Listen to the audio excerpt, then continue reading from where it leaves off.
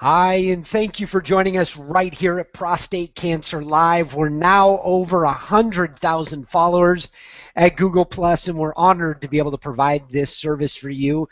Joining me is Doc RBT, Rich Bevan-Thomas out of Arlington, Texas at USMD. Hi, RBT. How are you, man? Hey, I'm good, Todd. How are you? I'm doing really well. Look, I think this is an exciting time to be able to help patients digitally, no pun intended, and to be able to, oh man, I'm sorry, Rich. And so to be able to answer questions, and so the first one right off the bat, and by the way, if you're watching, one, accept my apology. Two, feel free to post any questions. Feel free to post any questions that you might have on the event page. And the first question right off the bat, what is what is one thing that newly diagnosed patients should know? Like right off of the bat, what do they need to know? So, so Todd, we've covered this a couple times, but I think it's good to go over this again.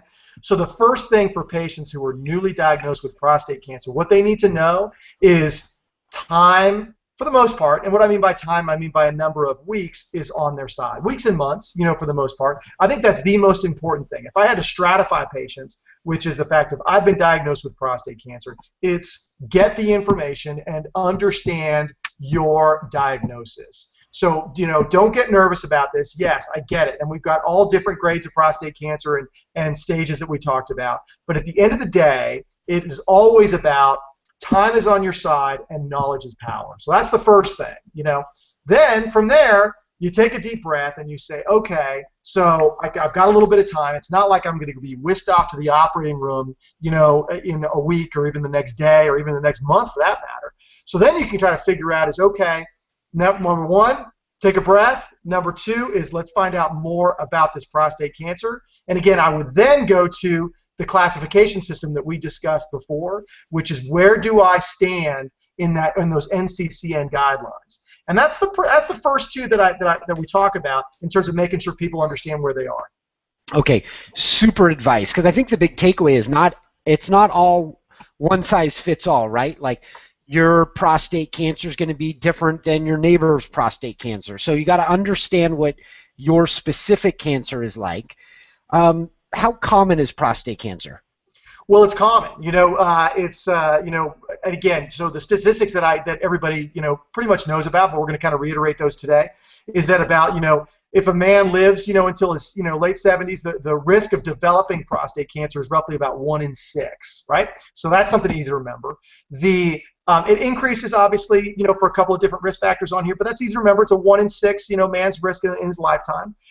And how common it is? Well, it is. There's this year in 2014. There's estimated, and it's been pretty stable, but there's about 230,000 men who are going to be diagnosed with prostate cancer, and that's increased maybe a little bit over the last several years. But that's a pretty fair number of men, who are actually being diagnosed every year. So again, pretty common, from a malignancy-wise, it's the most common, non-skin malignancy in men. Wow.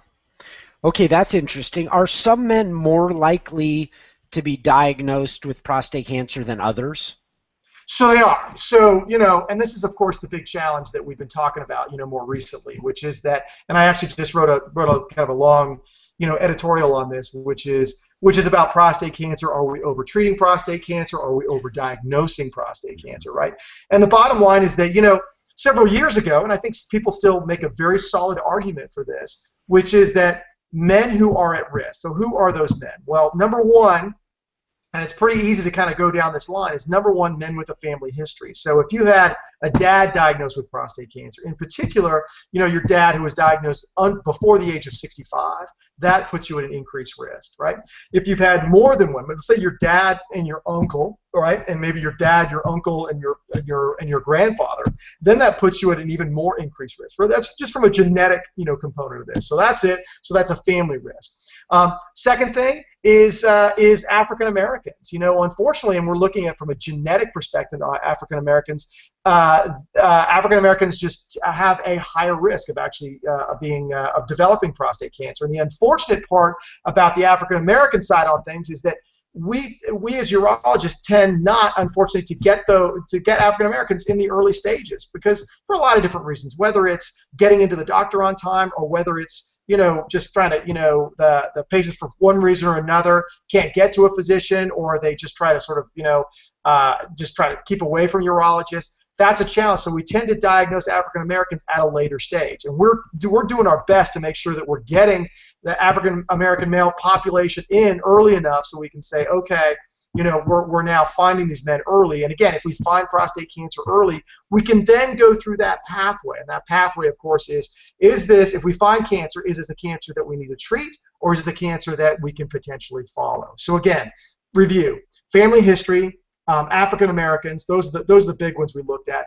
It comes and goes whether there's going to be a big risk for men who are actually obese, with a body mass index above 30, and there's been both sides of the issue on that. I personally think that it's not necessarily, and we've had this discussion before, is that you can look like a triathlete, but unfortunately you can actually be very unhealthy on the inside. So you look like $1 million, but you've got so much inflammation going on in your body because you're pushing your body so hard all the time that is actually causing that inflammation. The inflammation, again, is an immune reaction in your body. That then subsequently causes your immune system to it really just doesn't function the way that it should, right? So that's sort of going where you could be a triathlete that just pushes yourself too hard every day, or you could be a morbidly obese male who just, basically just eats, Twinkies and hot dogs all day long. And, they're not necessarily the same group, but those guys, unfortunately, are at increased risk because, we have to look at the potential for those guys from an inflammatory perspective that they could potentially develop prostate cancer. Yeah, they both have inflammation issues, huh? Yeah, and that's kind of the big buzzword, that's gone around for a while. And, and we've realized that, inflammation actually causes a lot of things. And, I think what we should do is at a later date, we'll talk about inflammation, how it works, and how there's I think a preconceived notion about what inflammation is, and we'll do that in a later subtext. But at the end of the day, those are the big patients, that we're looking at. And of course, the final one, of course, is age. Is that as a man ages, he increased risk of prostate cancer, and there's a whole host of reasons for that. Hormones start playing a real role in that. Bottom line is that we know that the average age for a man diagnosed with prostate cancer is roughly 67 or 68 years old. It kind of fluctuates between those, but we'll call it 68 for all intents and purposes. So as a man gets older, he increases his risk as well. So this man is 40s, pretty low risk, and it starts going up and up as he gets older. So, Doc, are you hitting the table a little bit as you're talking? You're a little fired up tonight. So if you could lay off that, because it's just hitting me in the headset, and I'm sure other people are getting it as they're watching. By the way, if you want to submit a question, feel free, and if it fits within the context, I'll bring it up right now. If I don't like it, hit the table. Yeah, right. Today I went and had lunch at Dr. Andrew Weil's anti-inflammatory restaurant called True Foods Kitchen here in Phoenix. Yeah. And so it's funny that we're talking now about obesity and the triathlete, how they both have inflammatory responses going on in their system. And so it's interesting, how it all plays out. Look, symptoms of prostate cancer comes up a lot. People might think that, hey, I don't feel symptomatic, I may not have a problem. What should men know about symptoms? Well, the problem is that there are very few symptoms, and we've said this time and time again, is that the problem with prostate cancer is you don't feel it. You can't feel a bump in your prostate. You can't feel that your PSA is elevated. So let's take a stroll down memory lane before the advent of the PSA, which was, again, in the late 80s, early 90s when we started using this. And at that time, men actually would feel some symptoms. They'd get lower back discomfort, or they'd start having some voiding symptoms. And unfortunately for those men at that time, roughly about 1 out of 5, about 20% of men actually, when they presented, they actually had a palpable nodule and a bump on their prostate, right? So, and then we diagnosed them with prostate cancer, and then we would get a bone scan on them, and we would actually find that those patients actually had, metastatic prostate cancer. And so they were symptomatic, but they were symptomatic because, again, they had cancer that got outside the prostate. So in the early phases of prostate cancer, you're not going to feel much. And what happens is that we try to make it simple for patients. So, when we say that, you don't have any symptoms, you really don't have any symptoms. But sometimes they'll say, okay, well, you have slowing of your urinary stream, or you feel like you're getting up at night. And those are the symptoms for what's called benign prostatic hyperplasia. So that's what we call, the sort of the enlarged prostate, for lack of a better term, right? But really, that's significantly less common than actually somebody who just walks in and says, I don't feel anything, doc. How can I possibly have cancer? Right. Right, I totally get it. Okay, Doc, I just got a question submitted from a gentleman in our audience. His name is Mike. Mike asks, do you have an opinion on Vietnam Navy veterans that are now being diagnosed with prostate cancer? Is it possibly that the cause is Agent Orange? What are your thoughts on this? So that's actually a great question, and I've actually seen numerous men actually with who've been exposed to Agent Orange, and there actually is, and I'm pretty sure about this. Don't quote me on this, but there is a set of symptoms for these men, and prostate cancer, if they develop prostate cancer, is one of them. And again, I don't work for the VA, but I'll tell you is that there actually has been several research studies that actually show that men who were exposed in Agent Orange in Vietnam, because we don't use this anymore, although some people would say that if you go to some of the if you go to some of those Slurpee places, it looks like they're putting Agent Orange in those things, that toxic FDA dye stuff, but the bottom line is that the Agent Orange stuff was really toxic stuff, and the bottom line is that stuff actually was so toxic that as these men have now, as they've grown older, and obviously these men, this was in the in the 60s and early 70s. What's happened is these men have developed a little bit sort of like the 9/11 thing, is that all those toxins have actually built up in their body, and we actually have seen those patients. I worry about the patients who actually have been exposed to Agent Orange with developing these high-grade cancers like these Gleason 8s, 9s, and 10s, and so I tell people the following. Is that if you are exposed to Agent Orange, again in Vietnam, I think it's more important than ever to make sure that you do get screened, for prostate cancer, which is the regular way that we do it. We do a PSA and we do that rectal exam, but I would definitely make sure that we're doing it every year and really watch that elevation of that PSA. I will tell you that the rectal exam, at least in my opinion, is really important on these guys because unfortunately, sometimes these really high-grade cancers actually are behind the PSA producing one. So in other words, that PSA can be like 1.5, then it goes to 2, then it goes to 2.5, and then they say, oh, don't worry about it. That PSA's fine. It's below 2.5 or it's below 3, and it's all good. And you feel their prostates, and you feel a real hard nodule on there. So I think it's very, very important. And whether it's that. Again, I think the rectal exam is vitally important on these guys because, again, I think these tumors have a propensity of actually developing high-grade tumors. What's the texture like, a normal texture when you're examining it? What's an abnormal texture? Yeah, so what we learned in medical school, and it's pretty similar to that, is that when you're actually feeling your thumb, I don't know if you're going to feel like this. This is sort of what a normal prostate, kind of feels like this, and so it should feel like, a little bit sort of, a little spongy, but not too bad, it's what we call the thenar compartment right there. But if you start feeling, if you feel your knuckle, right, you feel that kind of knuckle right there, that's when you actually feel a nodule. And, that's when we start getting worried, when we start feeling a real hard bump on there. Wow, that's really interesting. Okay, another question just came in from Stuart. He says, Doc, if I have a family history and I'm at high risk, what should I do and at what age? So that's another great question, and herein lies the debate of when we actually start this. And even the American Urologic Association, which is our association for urologists, continue to debate this. I think that most urologists will tell you right now that if you have a significant family history, you should start either at the age of 50, and I personally recommend in your 40s. And I'm going to tell you why I actually think that why men with a significant family history should get a PSA in their 40s, right?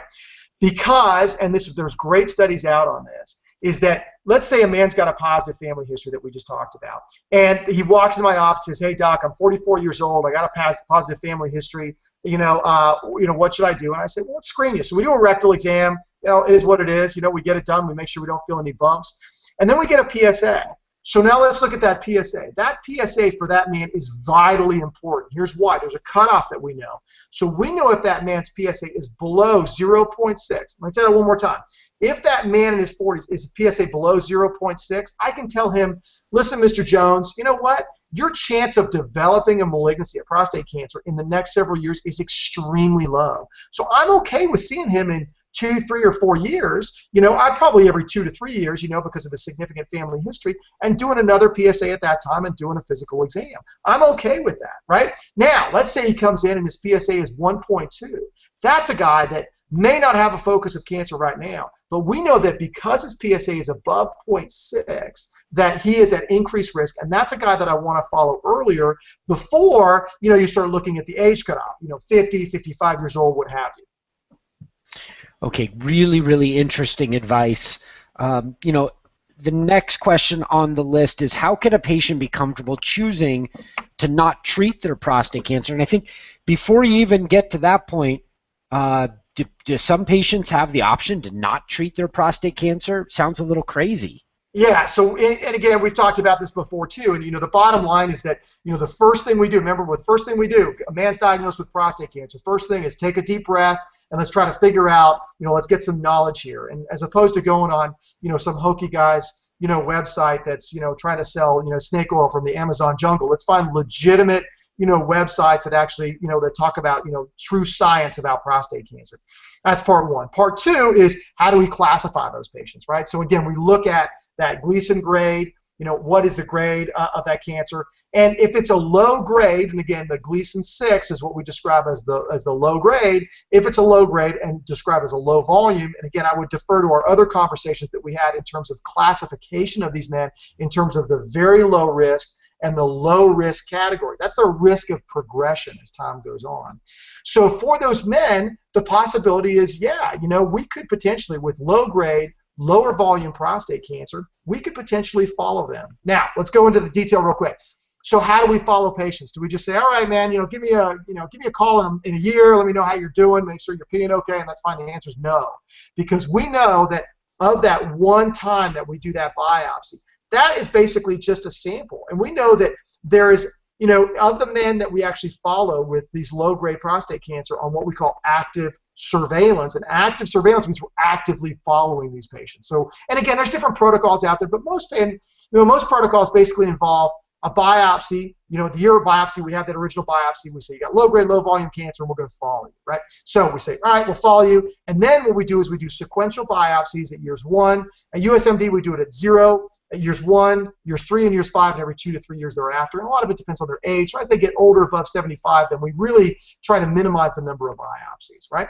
But we also follow their PSAs. So the two things that will pull these patients out of active surveillance is, number one, is if we rebiopsy those patients and all of a sudden they get reclassified. So we all of a sudden we see like a higher grade disease, like a Gleason 7 or 8, 9, or 10. That automatically we will tell those patients, look, and there are some exceptions, but we'll tell them, you know what, it's time to start considering treatment of this treatment. You don't have to, but we got to consider treatment, right? And the second thing is if we see doubling of that PSA within 2 to 3 years. Now, the doubling time, again, is a little bit dodgy. That's still been debated, with Dr. Larry Klotz, who's over in Canada. But the bottom line is that those are the two rules for that, in terms of pulling those guys out and making sure that they're not going to get into trouble.